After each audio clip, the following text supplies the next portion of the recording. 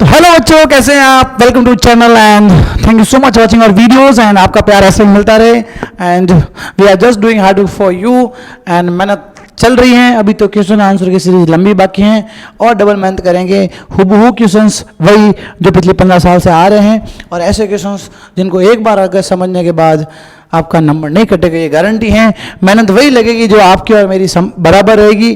तो चलिए शुरू करते हैं बिना किसी वक्त को जाया करते हुए। तो आज जो हमारा टॉपिक है उसका नाम क्या है? कक्षा 12 इतिहास अध्याय 5 यात्रियों के नजरिए समाज के बारे में उनकी समझ लगभग 10वीं से 17वीं शताब्दी तक। ठीक है, और वन शॉट रिविजन पार्ट 2। हम चैप्टर को और अच्छे से डिटेल से समझ रहे हैं, हमें चीज़ों को बेटर समझना है। तो देखिए, आज हम बात करेंगे जो पार्ट 1 में हमने डिस्कस किया था उसके बाद का जो पूरा टॉपिक उसको समझेंगे। और यात्री वृत्तांतों ने क्या है, बात के बारे में कैसे विस्तृत जानकारी दी। हमने पहले अध्याय में क्या डिस्कस किया था कि हमने अल बिरूनी, फ्रांस बर्नियर और इब्न बतूता के बारे में डिस्कस किया था। अल बिरूनी है, उसकी बुक का नाम क्या है आपके? किताब हिंद। फ्रांस इब्न बतूता की रिहाला और फ्रांसवा की है the Mughal travel in Mughal empire या मुगल जो भी है, जो वो बुक है उनके बारे में भी क्या हमने जानकारी ली थी। तो अब हम बात करेंगे अल बिरूनी के बारे में। विदेशी दुनिया को समझना, अल बिरूनी और संस्कृत परंपरा। देखो, अल बिरूनी जब भारत आता है तो भारत के बारे में विस्तृत जानकारी देते हैं। देखो, कोई भी यात्री भारत आएगा तो वो भारत के बारे में सभी चीजों को जानेगा जो उस समय वहां घटित है, और जो चीजें यूनिक हो उनके लिए क्या करेगा, वो उनको अपने विस्तृत में लिखेगा। जैसे पान और जो हमारे किसके बारे में था, नारियल के बारे में उन्होंने विस्तृत जानकारी क्या है अपने वृत्तांतों में बताई। देखना तो क्या है, समझने की बाधाओं को पार करना। देखो, किसी भी ब्लॉगर के लिए या किसी भी उस समय के क्या है ट्रेवलर के लिए यात्री वृत्तांत लिखने के लिए उसके सामने 3 बाधाएं होती हैं। क्या है 3 बाधाएं, उनको समझेंगे। और क्या है अल बिरूनी किस नजरिए से लिखता था वो भी हमारे लिए क्या है काफी महत्वपूर्ण है। देखना बेटा, तो सामान्य क्या है, समझने की बाधाओं को पार करना, पहला ये था। सामान्य यात्री अक्सर उपमहाद्वीप में जो कुछ देखते हैं उसकी तुलना उन प्रथाओं से करते हैं जिनका वे पालन करते हैं। क्या है, मैं भी अगर कहीं जाऊंगा, यार हमारे यहाँ तो वैसा होता है, आपके यहाँ ऐसा होता है, ये है। तो इन चीजों का कंपैरिजन है ना, वो क्या है यहाँ आपका दिखेगा। प्रत्येक यात्री जो कुछ देखा उसने समझने के अलग अलग रणनीति अपनाई। हर व्यक्ति के अलग अलग प्लान होते हैं, अलग अलग पढ़ने के तरीके, अलग अलग समझने के तरीके, वो सेम चीजें भी यहाँ होती हैं। भाषा क्या होगा, देखो इनके बैरियर्स क्या है, ये बाधा है, ये क्या है, तो क्या है, पहला है भाषा। भाषा सबसे बड़ा क्या है बाधा होती है उनके सामने, जिससे क्या है वो चीजों को समझने में या उसको ट्रांसलेट करने में काफ़ी मुश्किल होती है। तो आसानी से अनुवादित नहीं किया जा सकता। आज के जैसे ऐसा तो है नहीं सीधा गूगल ट्रांसलेट, गूगल इसका ट्रांसलेट बताओ, उस समय तो ऐसी चीज़ें नहीं थी। तो देखना आगे। और क्या है, धार्मिक विश्वास और प्रथाओं में अंतर। अब क्या है, हर भारत में उस समय भी इतनी धार्मिक प्रथाएं थी कि उनको समझना जानना काफ़ी मुश्किल था। तो ये भी चीज़ें क्या उनके लिए बाधा है। फिर गठित या नियमबद्ध करना है, उन सारी चीज़ों को कंपाइल करना, कब लिखा कैसे है। आजकल है नहीं भाई, फोटो लिया स्क्रीनशॉट लिया और सेव कर दिया, ऐसी चीज़ें नहीं है। जैसे कि आप ये जो पढ़ रहे हो इसका स्क्रीनशॉट लेके अपने पास रखोगे ताकि फटाफट रिविजन करने में आपके लिए क्या रहेगी, आसानी रहेगी। बिरूनी लगभग पूरी तरह से ब्राह्मणों के कार्यों पर निर्भर था। अब वो भारत आएगा, भारत के जितने धार्मिक ग्रंथ हैं, चाहे वो मनुस्मृति हो, चाहे भगवद गीता हो, चाहे रामायण हो, अन्य जो वेद हैं हमारे, उनके बारे में क्या करेगा, वो अलग अलग जानकारी कहाँ से लेगा, ब्राह्मणों से उनके बारे में जानकारी लेगा। और संस्कृत भी वो किनसे सीखेगा, ब्राह्मणों से सीखेगा। किनसे सीखेगा बेटा, ब्राह्मणों से। अल बिरूनी ने अन्य समाजों में समानताएं तलाशते हुए जाति व्यवस्था का वर्णन किया। अब क्या है, हमारे यहाँ जाति व्यवस्था या जो वर्ण व्यवस्था है वो काफ़ी क्या है मुश्किल थी, और उनके बारे में क्या उन्होंने टिप्पणी लिखी। और उनके यहाँ जो जातीय या जो वर्गीय था उसमें क्या अंतर था, समझेंगे। वेरी वेरी इंपॉर्टेंट है, सवाल आता रहता है कि अल बिरूनी द्वारा क्या है जातीय व्यवस्था के बारे में क्या पक्ष दिए। देखना तो उन्होंने सामाजिक श्रेणियों के लिए प्राचीन फारस की तुलना की। क्या है, फारस की तुलना किससे की उन्होंने, तो उन्होंने क्या है, इनमें क्या है इतने वर्ग हैं, कितने हैं, 1 2 3 4। पहला क्या है, सूरवीर और पुजारी। सूरवीर और पूजा, जैसे आप सूरवीर हो कि नहीं हो, फटाफट बताओ अगर आप सूरवीर हो तो, मतलब ब्रेव, जो पढ़ते हैं, जो मेहनत करते हैं, जो लापरवाही नहीं करते हैं, वो लोग। दूसरा क्या है, भिक्षु और अग्नि पुजारी। भिक्षु और क्या है, ब्राह्मण जो अग्नि से पूजा वगैरह करते हैं वो।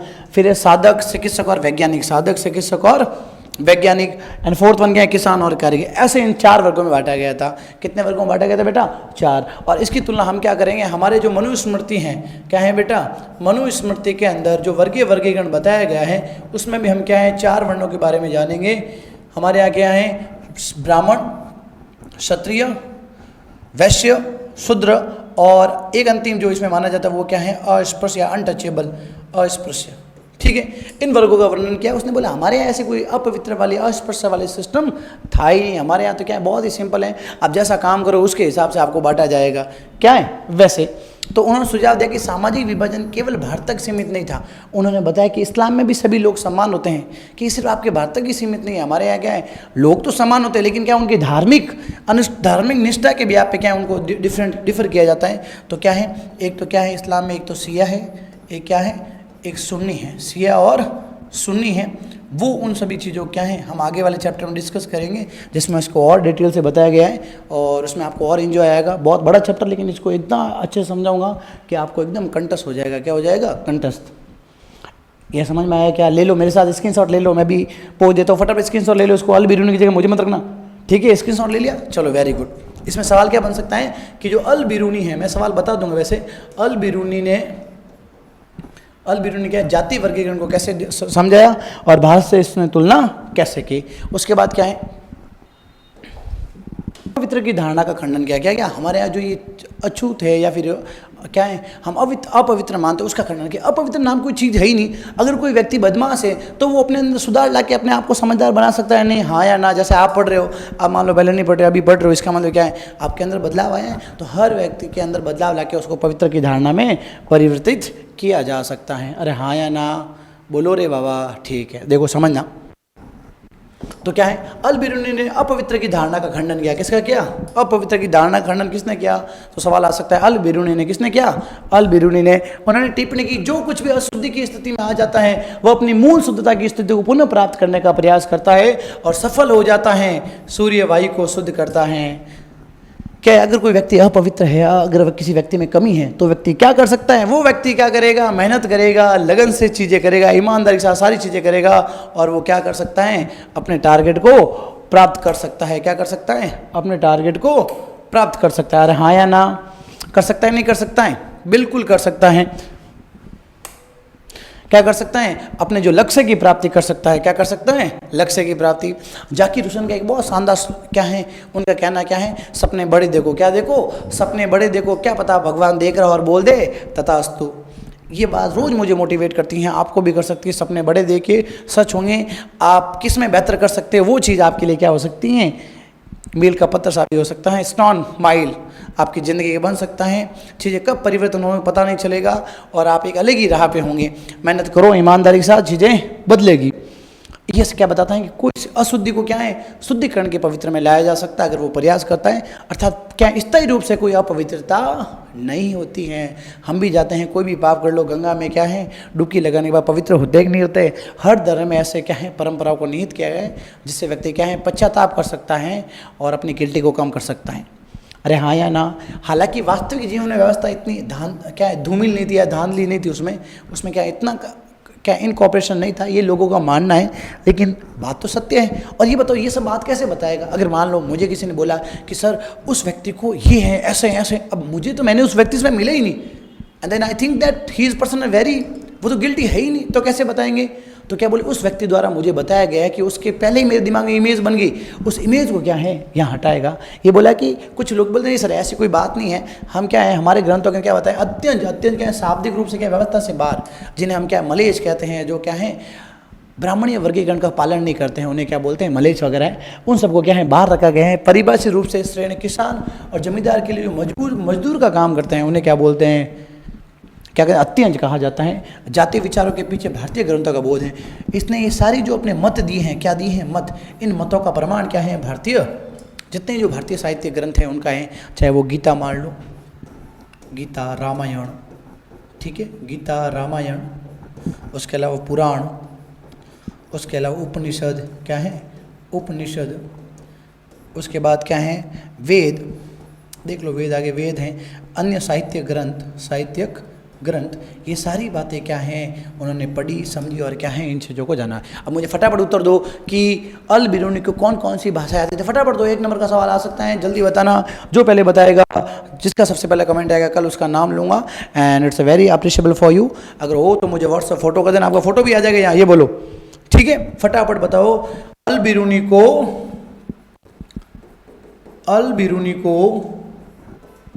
कितनी भाषाओं का ज्ञान था?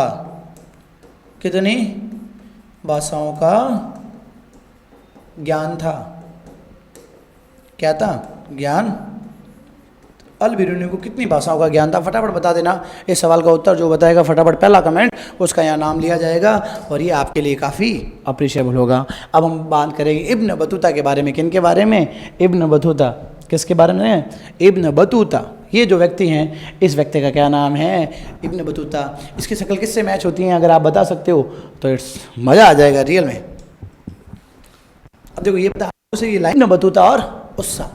इब्न बतूता क्या बताता है? अब देखो इब्न बतूता मेरे जैसा आदमी था। उसको क्या है, कहीं जाओ, खाओ पियो, मौज करो, लेकिन वहाँ के समाज के बारे में समझो, वहाँ के लोगों के बारे में जानो, वो कैसे सोचते हैं, वो क्या हैं। अगर आप योग्य हो और आपको अगर वो उपलब्धि देते हैं, आपको अवसर देते हैं, तो आप उसका स्वीकार करो। आपको लगता है कहीं आपका शोषण हो रहा है, आप उस चीज़ से प्रस्थान करो। क्यों? क्योंकि हीरे की जो कीमत है वो जौहरी को पता होती है। अर्थात आपके जीवन का जौहरी कौन है, इसका निर्णय आप खुद करोगे, क्योंकि व्यक्ति अपनी कीमत खुद तय करता है कि मैं इस कीमत में क्या है, किसी भी कार्य को पूर्ण करूंगा। अर्थात आपके अंदर एबिलिटी है, कैपेबिलिटी है, तो आप चीज़ें सिद्ध कर पाओगे। यही लगन है कि अगर आपने अच्छे से मेहनत की, मैं आपके साथ खड़ा हूँ। History 12th class, 12th Hindi और इंग्लिश मीडियम दोनों के लिए 12th में इस बार पूरी मेहनत लगा दे, जी जान लगा देंगे। एक एक वर्ड, मैं क्या बोला, एक एक वर्ड मैं क्या है छानबीन करके आपके सामने लेके आ जाऊंगा। जितना बेहतर हो सके समझाएंगे एग्जाम्पल के साथ चीज़ें, और प्रश्न सारे आपके सामने होंगे। ये भी हम क्या है, एक भी सवाल फिलिंग द ब्लैंक्स MCQ जितना हो सके एक चैप्टर को एकदम डेलिब्रेट कर देंगे उसको अच्छे से। And then it's only for you students, और वो भी बिल्कुल फ्री में, कोई पैसा नहीं, कहीं ट्यूशन जाने की जरूरत नहीं है। ये सारी चीज़ें फ्री हैं। यूट्यूब से पैसा आएगा तो आएगा, तब देखेंगे। अब तो बस सिर्फ संघर्ष कर रहे हैं, और संघर्ष अगर पार हो गया तो चीज़ें क्या होगी हमारे लिए, क्या है, बहुत बड़ी होगी। देखना, इब्न बतूता ने स्वयं उन देशों की व्यापक यात्रा की जो पवित्र स्थलों के दर्शन के लिए विद्वानों और शासकों के साथ समय बिताया, जो अक्सर कुंजी के रूप में कार्य करता है, और शहरी महानगरी संस्कृति का क्या करता है, आनंद लेता है। क्या लेता है? एकदम आनंद लेता है। क्या लेता है बेटा? आनंद लेता है। और इसके बारे में देखना, अभी वो कहीं जहाँ जाता है चीज़ों क्या है वर्णन करता है, वहाँ के सारे सामाजिक परिवेश को क्या है समझाने का प्रयास करता है। नारियल और पान एक प्रकार की वनस्पति उत्पन्न जो उसके स्रोतों के लिए पूरी तरह से अपरिचित है। वो उन चीज़ों के बारे में लिखता है जो चीज़ें यूनिक हो, क्या वो, जैसे नारियल और खाई के पान बनारस वाला। बनारस का पान तो भाई साहब आप जानते हो, एकदम कत्ता लगा के उसके ऊपर क्या है जो चीज़ें डालती हैं। मैं तो मतलब कम ही खाता हूँ कभी कभार, तो अगर इतना आइडिया नहीं है, लेकिन जो कत्थे लगाने की जो स्टाइल ऐसे एकदम अद्भुत, और उसके बाद उसको मुंह में डालकर एकदम पूरा एकदम चबा के, कुछ तो थूकते हैं बट खाने का एकदम चबा के फटाफट निकल लो। अद्भुत अनुभव है, अद्भुत, दुनिया का सबसे बड़ा सुकून है अगर आप ट्राई करोगे। इब्न बतूता और भारतीय शहर, वे घनी आबादी वाले। देखो शहरों के बारे में दो ही व्यक्ति बताएंगे, एक तो फ्रांसवा बर्नियर बताएगा और एक व्यक्ति बताएगा, क्या बताएगा, आपके इब्न बतूता बताएगा। ये दोनों बताएंगे, दोनों के बारे में सवाल आ सकता है, तो इंपॉर्टेंट है। शहरों के बारे में क्या बताता है वो देखना। वे घनी आबादी वाले, समृद्ध थे, युद्ध और आक्रमण कारण कभी कभार क्या है, कभी कभार होने वाले व्यवधान को छोड़कर क्या है, ये चीज़ें काफ़ी उनके लिए क्या है बेटर हो सकती हैं। तो उस समय ये अधिकांश होता था, युद्ध और जैसी घटनाएं। अधिकांश शहरों की सड़कें भीड़ भाड़ वाली और बाजार चमक दमक और रंग बिरंगे थे। क्या थे? बाजार चमक दमक और रंग बिरंगे थे। बाजार न केवल आर्थिक लेन देन के स्थान थे बल्कि सामाजिक और सांस्कृतिक गतिविधियों का भी केंद्र है। क्या है? आपको बाजार के अंदर सभी लोग देखेंगे, different type of peoples are you can see in the market. तो क्या है, सामाजिक सांस्कृतिक गतिविधियों का भी क्या है केंद्र है दोस्तों। क्या है? केंद्र। अधिकांश बाजारों में एक मस्जिद मंदिर होता था। कम से कम कुछ बाजारों में नर्तकियां, संगीतकार और गायकों द्वारा सार्वजनिक प्रदर्शन के लिए स्थान निर्धारित किया जाता है। क्या किया जाता था? स्थान निर्धारित। तो लोग क्या है वहाँ आराम से मौज से आराम से बैठ के डांस वगैरह देखते हैं, एंजॉय करते हैं। जैसे आप आराम से रूम में बैठे हो टेबल के ऊपर, कहीं पर भी अच्छे से वीडियो का एंजॉय ले रहे हो। इब्न बतूता ने मिट्टी की उर्वरता के कारण भारतीय कृषि को बहुत उत्पादक पाया। उसने बोला भाई काफ़ी फर्टाइल है यहाँ का लैंड, तो और इसकी वजह से यहाँ का प्रोडक्शन है, यहाँ क्या जगह उत्पादन है वो बहुत बड़े लेवल पर होता है, जिसकी डिमांड विश्व भर में, जिसमें किसान साल में अपनी 2 फसलें क्या है उगा सकता है। और उन्होंने बताया कि उपमहाद्वीप अंतर एशियाई व्यापार और वाणिज्य तंत्र क्या है, वाणिज्यिक तंत्र के साथ अच्छी तरह से एकीकृत था, जहां भारतीय उत्पादनों को पश्चिमी एशिया और दक्षिण पूर्व एशिया के दोनों में भारी मांग थी। कहाँ थी? पश्चिमी एशिया और दक्षिण पूर्व एशिया में भारी डिमांड थी। क्या थी? जिसमें क्या है कारीगरों और व्यापारियों को भारी मुनाफा होता था। क्या? तो बहुत बड़े लेवल पे प्रॉफिट होता था भाई साहब। भारतीय वस्त्र विशेष रूप से सूती कपड़ा, बढ़िया मलमल, रेशम, ठीक है, छाटन की भारी मांग थी। क्या थी? भारी मांग थी। उदाहरण के लिए दिल्ली और दौलताबाद शहरों के बारे में भी ये वर्णन। तो यहाँ ये क्या गांवों के बारे में बता रहा है, व्यापार के बारे में बता रहा है, शहरों के बारे में बता रहा है। अब किसके बारे में बताएगा? दिल्ली के। किसके बारे में? दिल्ली के बारे में। ये लोग ये बतूता द्वारा दिल्ली का वृतांत, किसके द्वारा? बतूता द्वारा दिल्ली का वृतांत। देखना क्या इब्न बतूता, ये क्या है? दिल्ली के बारे में बताता है। किसके बारे में बताता है? क्या बात है, दिल्ली के बारे में बताता है। दिल्ली बतूता दिल्ली का विवरण क्या है? अलग है। विस्तृत क्षेत्र और विशाल जनसंख्या, क्या है? सबसे ज़्यादा जनसंख्या। और क्या है? 2 शहरों के बारे में बताएगा, दिल्ली और दौलताबाद के बारे में। लेकिन हम अधिकतर क्या बांटेंगे? इनके बारे में बात करेंगे। शहरों के चारों ओर प्राचीर की बेजोड़ बड़ी बड़ी क्या थी? बड़ी बड़ी दीवार। ये क्या है? आपको दिख रही है? यह बल्ला है, चौड़ी चौड़ी इतनी बड़ी बड़ी क्या है? दीवारें हैं।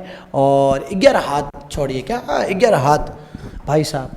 इसके अंदर उच्च प्रहरी और द्वारपाल के लिए क्या है? आवास है। इनके अंदर क्या है? लोगों के लिए क्या है? अलग अलग घर है जहाँ पे लोग रहेंगे। स्पेशली जो एरिस्टोक्रेट्स जो क्या है सारी चीज़ों को संभालते हैं वो लोग यहाँ रहेंगे। और भंडार गृह क्या है? भंडार गृह क्या है? खाद्य सामग्री पत्रिका है, गोला बारूद, घेराबंदी, मशीनों के भंडार के लिए क्या है? अलग अलग क्या है? वहाँ स्टोर रूम में जहाँ चीज़ों को रखा जाता है। उसके अलावा क्या है? प्राचीर का आंतरिक भाग, घुड़सवार और पैदल सैनिक क्या है? शहर के अंदर एक छोर से दूसरे ओर के। देखो पुलिस के अंदर क्या है? लोग तैनात रहते हैं, जेल के अंदर वैसे ही। तो यहाँ पर भी क्या है? ये देखो घोड़े लेके जा रहे हैं और ये पूरा अंदर की ओर क्या है? छानबीन करेंगे, घूमेंगे एक छोर से दूसरे छोर की ओर। प्राचीर खिड़कियाँ जो अंदर की ओर खुलती है, यहाँ पे खिड़कियाँ हैं, खिड़कियाँ अंदर की ओर ऐसे खुलती हैं। मैं आपको एक एग्जाम्पल बताता हूँ कि जयपुर में जहाँ मैं रहता था ना, छोटी चौपड़ में, मतलब चांदपुल बाबा हरिश्चंद्र मार्ग में, वहाँ पे जब भी कोई लड़ाई होती थी तो खिड़कियाँ खुलती थी। एक बहुत शानदार कोटेशन है कि खिड़कियाँ भी कुछ बोलती है। आपके द्वारा किया गया कृत्य क्या है? उसका प्रदर्शन खिड़कियों के ब्याह पे लोग आनंद लेते हैं, फिर खिड़कियों के माध्यम से आनंद लेते हैं। तो यहाँ पर भी खिड़कियाँ किधर खुलती थी? अंदर की ओर खिलती थी। प्राचीर का निचला भाग है पत्थर से और ऊपर का भाग है वो ईंट से। नीचे वाला पत्थर अपनी जो बिग से और ऊपर वाला ईंटों से बना होता था। और इसके 28 द्वार थे। कितने द्वार थे? जिन्हें क्या दरवाजा कहा जाता था। इसमें बदायूं दरवाजा कौन सा है? बदायूं दरवाजा सबसे शानदार, सबसे बड़ा। ठीक है। अंदर मांडवी दरवाजा, वहाँ क्या था? अनाज की मंडी। गुल दरवाजा, जहाँ पे क्या था? बाग, जहाँ चमेली, गुलाब और फूलों और फल थे। एक सुंदर कब्रिस्तान है जिसमें कब्रों के ऊपर गुबंद था। क्या है? कब्रिस्तान है जहाँ पे क्या है? ये देखो कब्रिस्तान, यहाँ पे क्या है? गुबंद बनाए गए। क्या बनाए गए दोस्तों? गुबंद बनाए गए। अब देखो मैं इसको पूरा अच्छे से डिस्क्राइब करता हूँ आपको। और ये देखो, ठीक है, तो आप देख सकते हो।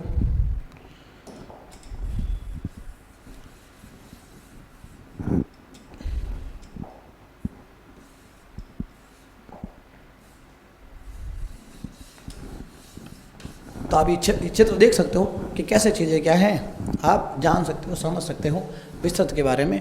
तो देखना क्या है कि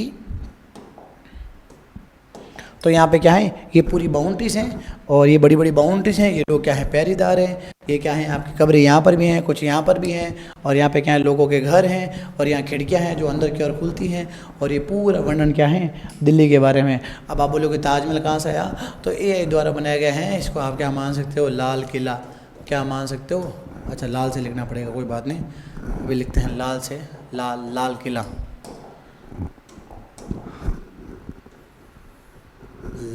लाल किला, लाल किला। क्या मान सकते हैं आप इसे? लाल किला मान सकते हैं। ठीक है। तो आई होप आपको ये सारी चीज़ें समझ में आएगी। अब क्या है? अंतिम जो इसके द्वारा बताया गया है वो क्या है? सभी व्यापारिक मार्गों में क्या है? सराय बनी और अतिथि गृह क्या है? अच्छी व्यवस्था थी। बड़े बड़े शहर जहाँ लंबे रास्ते जाते थे वहाँ लोग सुरक्षा देते थे ताकि व्यापार आसानी से हो। और वहाँ पे क्या है? गेस्ट हाउस बनाए, क्या है? लोग आराम से सराहों पर रुक सके, भोजन वगैरह कर सके, जो भी है। और अच्छी व्यवस्था थी। इब्न बतूता डाक प्रणाली, किसके बारे में? डाक प्रणाली की अध्यक्षता क्या है? कुछ चिंकित किया जिसमें व्यापार प्रणाली की लंबी दूरी सूचना तय भेज सकते हैं और ऋण भी भेज सकते हैं। क्या भेज सकते हैं? ऋण। अब देखना डाक प्रणाली के बारे में क्या है। यहाँ पे 2 तरह की डाक प्रणाली थी। एक तो थी पैदल। कौन सी थी? पैदल। एक थी घुड़सवार। ये बताओ तेज कौन सी होगी? फटाफट बताओ। घुड़सवार। इसमें तेज कौन सी होगी आपकी? पैदल। कैसे होगी देखना। इसको बोलते उल्लुक। क्या बोलते थे? उल्लुक। क्या बोलते थे? उल्लुक। और इसमें क्या होता है? हर घोड़ा क्या है? जैसे ये अलग अलग क्या है ऐसे पॉइंट्स हैं। इसमें क्या है? हर घोड़ा क्या चलता था? 4 मील। क्या चलता था? 4 मील। अब घोड़ा तो वैसे मुझे बनाना नहीं आता तो भी बना देता हूँ। लोग घोड़ा बना देते हैं। ए भाई घोड़ा बन जा रहे फटाफट।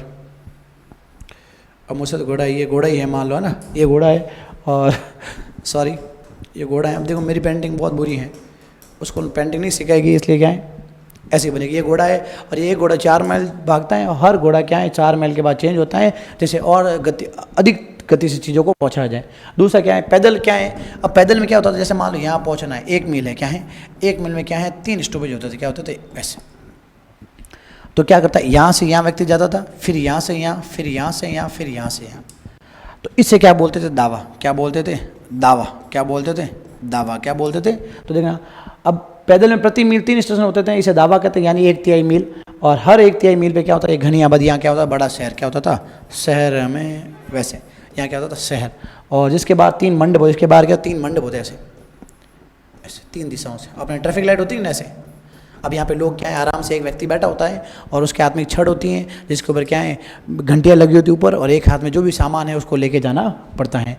और देखना, और जिसके बाहर क्या है 3 मंडप, जिसमें कमर बांध के लोग रवाना होने के लिए तैयार होते हैं, जिसमें प्रत्येक मंडप के पास 2 हाथ लंबी एक छड़ होती थी, जिसके शीर्ष पर क्या है, 1 हाथ लंबी छड़, और जिसके हाथ में क्या है, तांबे की घंटी है। जैसे घंटी भी आने वाला है, भाग जाओ। वो इतना तेजी दौड़ता था कि दौड़ सकता है, दौड़ता है। जब मंडप बैठे लोग घंटी बजने की आवाज़ सुनते हैं, वो रेडी रहते हैं। आपने रिले रेस देखी होगी, कौन सी रेस, रिले रेस, 1 2 3 और 4। अब ये यहाँ से भागता है, ये यहाँ, तो जो आगे वाला है वो ऐसा एकदम फटाफट भागता है, और भागते क्या चीज़ें वहाँ पहुँच जाती हैं। तो ऐसे यहाँ पे भी सिस्टम है। और क्या है, हर 1 मील पे क्या है, 3 लोग, मतलब 1 मील में 3 लोग, 1 किलोमीटर 3 लोग चेंज होते हैं, मतलब लगभग 250 मीटर भागना होता है, बहुत तेज। तो लोग क्या है, फटाफट पहुंच जाते हैं। और जब संदेश वाहक शहर से निकलता है, उसके हाथ में एक पत्र और दूसरे हाथ में घंटियों वाली छड़ होती है। और वो ये मैंने बता दिया है, पैदल डाक घोड़ा से तेज होती थी, और अक्सर इसका इस्तेमाल खुरासान के फलों के लिए, खुरासान यहाँ प्रसिद्ध थे, और इनके लिए किया जाता था, जिनकी जिसका भारत में बहुत बड़ी मांग थी। क्या थी, भारत में बहुत बड़ी मांग थी। आई होप आपको ये समझ में आ गया। वेरी वेरी इंपॉर्टेंट है, सवाल याद रखना। उला क्या है, दावा क्या है, कितने मील पे भागता है, तेज कौन सा है, ये सारी बातें यहाँ समझनी होती हैं। देखो ये फोटो है, जैसे देखो ये व्यक्ति यहाँ से भागेगा, हर 3 मील खेल होगा, जहाँ पे क्या होगा, ऐसे 3 और होंगे, 1 2 3, और उसमें क्या करेगा, वो चेंज करेगा एकदम। और ये हाथ में ऐसी छड़ा, इसके ऊपर क्या लगी हुई, घंटियाँ। क्या लगी हुई है, घंटियाँ। तो आई होप आपको ये वीडियो अच्छे से समझ में आया होगा। आपका कोई भी प्रश्न है हमें कमेंट में बताइए, नहीं तो हमारा लिंक है नीचे व्हाट्सअप ग्रुप, उसमें जुड़िए। रोज़ अपडेट आते हैं, PDF वहाँ भेजी जाती हैं, तो आपके लिए काफ़ी बेनिफिशियल हैं। एंड हाँ, अगर लाने 100 मार्क्स तो करिए मेहनत, क्योंकि कॉन्सेप्ट सही 100 मार्क्स लाए जाते हैं, रटे रटाए से नहीं आते। यही क्वेश्चन आएंगे, ऐसी बात नहीं है, हर क्वेश्चन इंपॉर्टेंट है। क्या है, कोशिश करने वाले की हार नहीं होती, और जो लड़ा नहीं वो जीत क्या पाएगा। तो सवाल वही है कि लड़िए, मेहनत कीजिए, और चीज़ें क्या हो, और बेहतर हो, क्या हो और बेहतर हो। हाँ, सब्सक्राइब करना मत भूलना यार, और आपके कमेंट क्या है, वेरी क्रूशियल फॉर अस।